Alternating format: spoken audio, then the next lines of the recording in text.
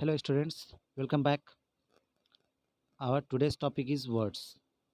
हम लोग इस टॉपिक को ऑलरेडी कुछ पार्ट हम लोग पढ़ चुके हैं इस टॉपिक का कि लेटर्स का मीनिंगफुल ग्रुप जो होता है उसे वर्ड्स बोला जाता है। ठीक है, ग्रुप या कॉम्बिनेशन जो हम लोग वर्ड्स का डेफिनेशन में पढ़े थे। ए मीनिंगफुल ग्रुप और combination of letters is a word, ये हम लोग ऑलरेडी पढ़ चुके हैं। लास्ट में हम लोग डिस्कस कर रहे थे कि वर्ड्स जो होते हैं वो सारे से अलग अलग आइडियाज़ किसी भी से हर तरह के अलग अलग सेंटेंस में अलग अलग आइडियाज़ को डिनोट किया जाता है। तो we have to use different types of words, इसलिए हम लोगों को अलग अलग वर्ड्स का यूज़ करना पड़ता है किसी एक सेंटेंस में। तो every sentence that we write और स्पीक, तो हम लोग ये पढ़े कि हम लोग जितने भी सेंटेंस हम लोग लिखते हैं या बोलते हैं वो सारे सेंटेंस को स्पीच बोला जाता है।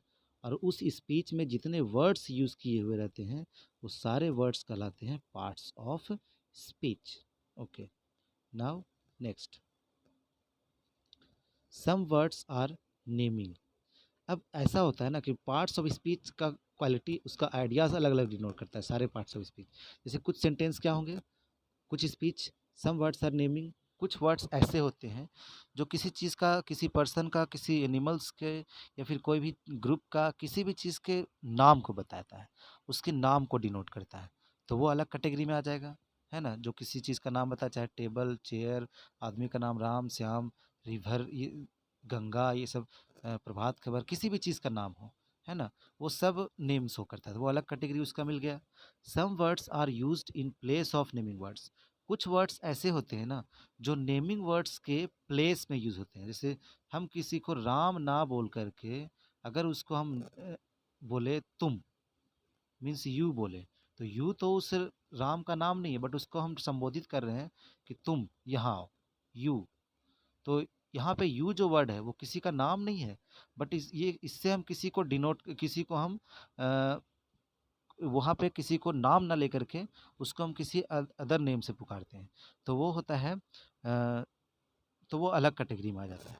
ठीक है, जो हम नाम ना बोल कर कुछ और बोले, किसी को राम ना बोलकर उसको वह बोल दिए, ही बोल दिए, तो ये जो ही वर्ड होता है, यू होता है, ये सब जो किसी के किसी नाम के बदले में यूज होता है, तो वो हो जाता है डिफरेंट कैटेगरी में, जो नाम नहीं होता।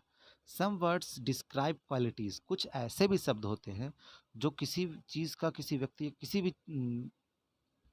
किसी भी तरह का थिंग्स का वो क्वालिटी बताता हो। ओके, मीन्स कि गुण बताता हो ऑफ नेमिंग वर्ड्स, और किसका, कोई भी नाम का, नेमिंग वर्ड्स का जो नाम है उसका गुण बताए। अगर राम है तो अच्छा लड़का है, ठीक है, अच्छा है, ठीक है, तो ऐसा कुछ क्वालिटी बताए। The words come for naming words, और वैसे वर्ड्स जो नेमिंग वर्ड्स के लिए आते हैं, नेमिंग वर्ड्स की जगह पे नहीं आते इसकी तरह, वो उसके लिए आते हैं और उसका क्वालिटी बताता है, उसका गुण बताता है, उसका मॉडिफाई करता है, विशेषता बताता है। तो कुछ वर्ड्स ऐसे भी होते हैं, तो वो अलग कैटेगरी का हो गया। Some words are doing words, कुछ ऐसे भी वर्ड्स होते हैं जो डूइंग वर्ड्स होते हैं, मतलब काम करने वाला वर्ड्स होता है। दे शो एक्शंस, वो लोग क्या करते हैं, काम को शो करते हैं, जैसे खाना पीना, बैठना उठना, खेलना कूदना, पढ़ना लिखना, ये सब सब रीड राइट प्ले गो, ये सब काम है, डूइंग वर्ड्स है, एक्शन वर्ड्स है। ओके, तो उनको अलग कैटेगरी में रखा जाता है, पार्ट्स ऑफ अलग पार्ट्स ऑफ स्पीच में। Next, some words modify action qualities, कुछ वर्ड्स ऐसे भी होते हैं जो काम को या किसी के क्वालिटीज़ को, उसके विशेषता को, उसके गुण को ही का ही विशेषता बताता है, उसी को मॉडिफाई करता है, एक्शन को, काम को ही, या फिर किसी को क्वालिटी बताने वाले को ही मॉडिफाई करे। ठीक है, तो उसको उसका अलग कैटेगरी रखा जाता है। Some words are placed before noun और pronoun to show their relationship with other words, अब कुछ वर्ड्स ऐसे होते हैं जिसका ऐसा किया जाता है ना, किसी भी नाउन या प्रोनाउन को, मीन्स कि कोई भी नेमिंग वर्ड्स नाउन या प्रोनाउन के पहले उस वर्ड का यूज़ करके, और उस वर्ड का उस नाउन या प्रोनाउन का रिलेशन उसी सेंटेंस के दूसरे पार्ट से कराए, रिलेशन मतलब संबंध बताने का काम करें, संबंध बनाए, तो वैसे वर्ड्स भी कुछ होते हैं, तो उसका अलग कैटेगरी है। Some words are joining words, कुछ ऐसे भी वर्ड्स होते हैं जो बस दो वर्ड या दो सेंटेंस या दो क्लाउज या दो फ्रेज को मीन्स कि दो तरह की चीज़ों को जोड़ने का काम करता है, बस उसको ज्वाइन कर देता है, ऐड कर देता है। ऐसे भी कुछ वर्ड्स हैं, ठीक है। तो ऐसे उसको अलग कैटेगरी दिया गया है। Next, some words express different types of feeling. कुछ शब्द ऐसे होते हैं जो अलग अलग तरह के फीलिंग को शो करता है, ठीक है। एक्सप्रेशंस को शो करते हैं, सैडनेस, हैप्पीनेस, ये सब फीलिंग्स को शो करता है। तो वैसे वर्ड्स को अलग कैटेगरी में रखा जाता है। तो इस तरीके से हम लोगों ने देखा कि thus there are different kinds of words, कि शब्द जो होते हैं वो अलग अलग प्रकार के होते हैं।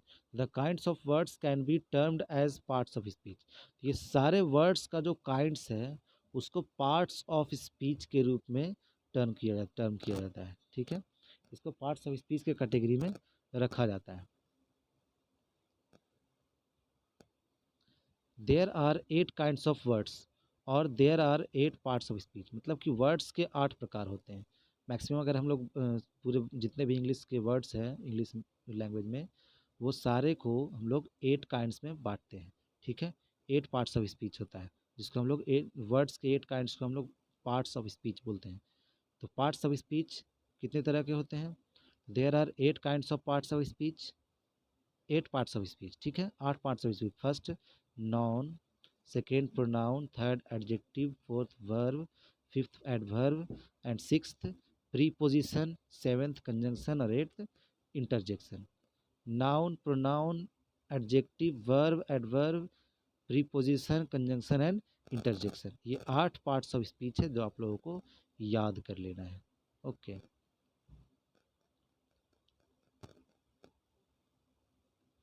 तो आई होप कि ये सब टॉपिक आपको समझ में आ रहा होगा अच्छे से। तो बाकी का जो आगे हम लोग इसको डिटेल से पढ़ेंगे वो नेक्स्ट वीडियो में। आज का वीडियो में इतना ही।